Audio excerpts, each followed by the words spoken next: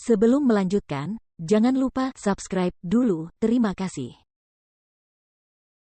Bab 67 Pendukung. Asteriskус tiba-tiba, tubuh Jian Fengyi berkelebat dan dia menghilang seperti hantu. Ketika dia muncul kembali, dia sudah tiba di depan Chu Feng. Sebuah pukulan kuat terus membesar di depan mata Chu Feng. Dia tidak peduli di mana dia berada dan dia langsung menyerang.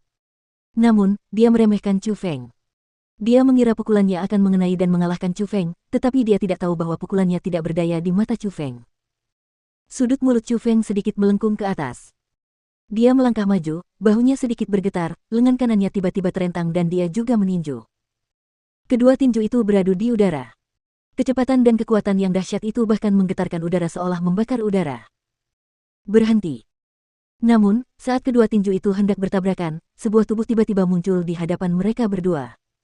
Dua telapak tangan kokoh mencengkeram erat pergelangan tangan Chu Feng dan Jian Fengyi, dan dengan paksa menghentikan kedua serangan itu. Alam asal. Kekuatan dari pergelangan tangan itu menerangi mata Chu Feng. Dia mengangkat kepalanya dan melihat. Itu adalah tetua martial skill building di atas panggung sebelumnya. Namun, pada saat itu, tetua itu juga menatap Chu Feng. Di matanya, ada sedikit keheranan. Dari kedua tinjunya, dia jelas bisa merasakan bahwa kekuatan Chu Feng lebih kuat daripada Jian Fengyi. Namun, Chu Feng hanya memiliki aura tingkat 7 dari alam roh sedangkan Jian Fengyi memiliki aura tingkat 9. Apa yang terjadi? Mengapa saya merasakan fluktuasi energi spiritual? Tepat pada saat itu, terdengar suara orang tua dari arah gedung keterampilan bela diri. Seorang lelaki tua berambut hitam berjalan keluar dan sepertinya dia adalah sesepuh lain dari gedung keterampilan bela diri. Kedudukannya tampaknya lebih tinggi daripada sesepuh setengah baya di depannya.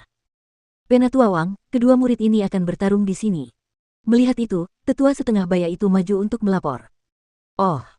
Tetua itu menatap Jian Fengyi pada awalnya, lalu dengan tegas memarahi Chu Feng, mengapa kau menyerang di sini? Apakah kau tidak tahu di mana tempat ini? Apakah kau bahkan memiliki peraturan sekolah di matamu? Penatua, apakah kamu tidak melihat bahwa dia menyerangku terlebih dahulu? Aku hanya bertahan. Apakah itu salah? Chu Feng merasa bersalah. Mendengar kata-kata itu, tetua Wang juga mengerutkan kening. Dia tidak pernah menyangka seorang murid berani berbicara kepadanya dengan cara seperti itu. Namun, meskipun begitu, dia tetap menatap Jian Fengyi dan bertanya dengan nada yang sangat lembut, Fengyi, apakah kamu menyerang lebih dulu? Pada saat itu, Jian Fengyi kehilangan kata-kata. Dia memang salah. Bagaimanapun, banyak pasang mata melihat kejadian tadi. Baiklah, lain kali perhatikan saja.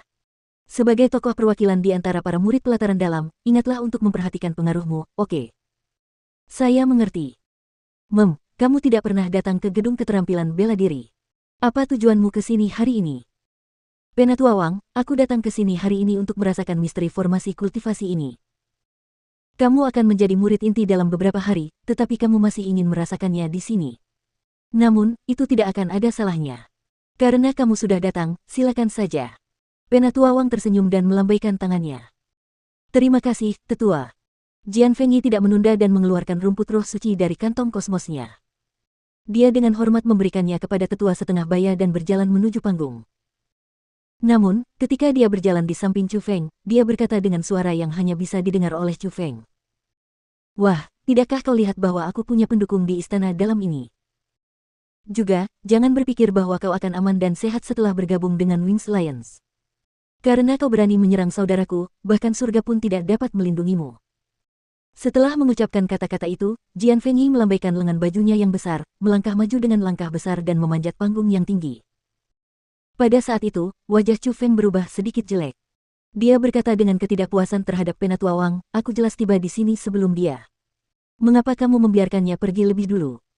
Yang disebut, yang mampu diutamakan. Jian Fengyi adalah salah satu murid luar biasa di pelataran dalam. Tentu saja, ia memiliki prioritas dalam sumber daya budidaya di pelataran dalam. Tetua itu berkata dengan santai, tetapi jejak kemarahan muncul di matanya. Jelas, karena ditentang oleh Chu Feng lagi, dia merasa tidak senang. Bagaimana kau tahu kalau aku tidak lebih hebat darinya? Chu Feng tidak membiarkan topik itu berlanjut. Haha, kau lebih menonjol. Seorang murid biasa tingkat 7 berani menyebut dirinya menonjol. Sombong sekali. Bagaimana murid seperti itu bisa muncul di sekolah naga biru? Nada bicara tetua Wang menjadi semakin dingin. Apakah aku menonjol atau tidak, itu tidak dapat dinilai olehmu. Pada akhirnya, kau hanyalah seorang tetua pengadilan dalam. Kau tidak memiliki hak untuk menilai kualifikasi seseorang. Chu Feng melihat bahwa tetua itu memiliki hubungan dengan Jian Fengyi sehingga sikapnya juga menjadi lebih kasar. Dasar anak sombong. Beraninya kau bicara seperti itu padaku. Tetua Wang menggertakkan giginya dan berkata, sebagai seorang tetua, kamu memperlakukan hal-hal dengan tidak adil. Bagaimana kamu memenuhi syarat untuk mendapatkan rasa hormatku?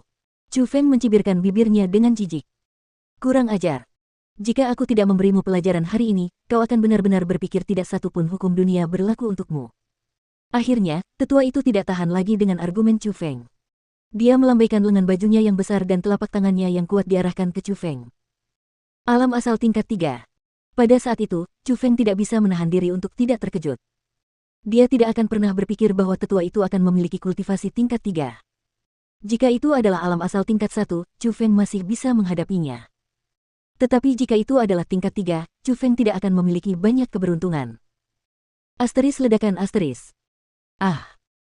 Namun, saat Chu Feng mengira bencana akan terjadi, tetua Wang berteriak kaget dan mundur beberapa langkah. Seolah-olah dia merasakan hantaman hebat, dan saat dia menghentikan langkahnya, wajahnya menjadi pucat pasi. Penatua Wang, sepertinya tidak pantas menyerang murid seperti itu, kan? Pada saat itu, orang-orang memperhatikan bahwa ada seorang tetua berambut putih yang muncul di sebelah Chu Feng. Chu Feng juga mengenali orang itu. Orang itu adalah orang yang mendaftar untuknya, seorang tetua dari Martial Skill Building, Elder Ouyang. Namun, dia juga tidak menyangka bahwa kekuatan tetua itu akan sekuat itu. Belum lagi dia tiba di sampingnya tanpa suara, dia bahkan tidak merasakan serangan tadi. Namun, dia tahu bahwa aura lelaki tua itu sangat tebal.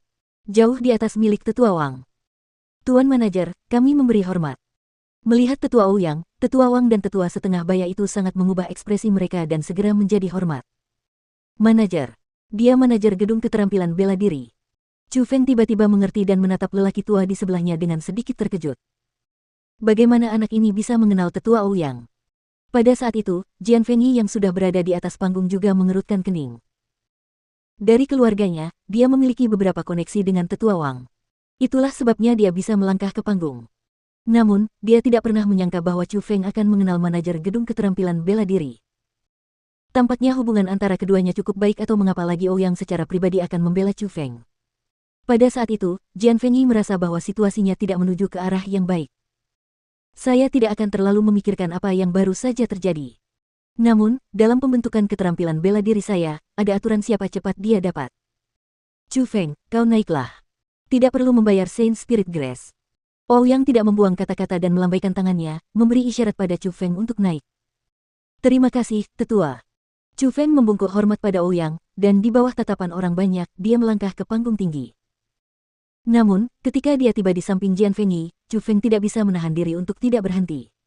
Dia tersenyum dan berkata, sepertinya pendukungmu di pengadilan dalam hanya biasa-biasa saja. Lagi pula, aku tidak hanya berani menyerang saudaramu. Aku bahkan berani menyerangmu. Sebaiknya kau tidak membiarkanku bertemu denganmu lagi atau kau harus menghadapi konsekuensinya.